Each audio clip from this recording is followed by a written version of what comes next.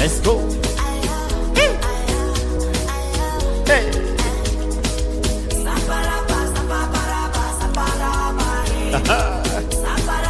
Sabe? Hey.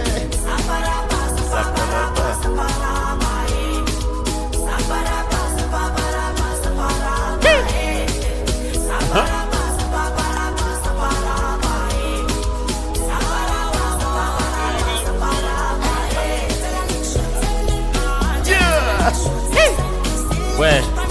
Hey! Hey! Wait! Let's go! Hey!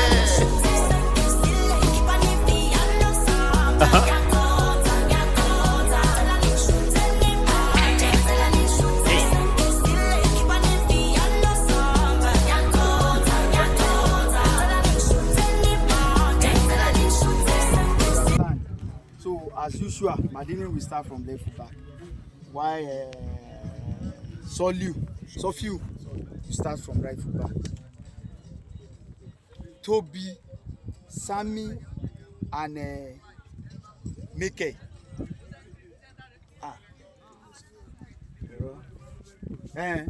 Same way to nani. Michael, Samuel, Asafa.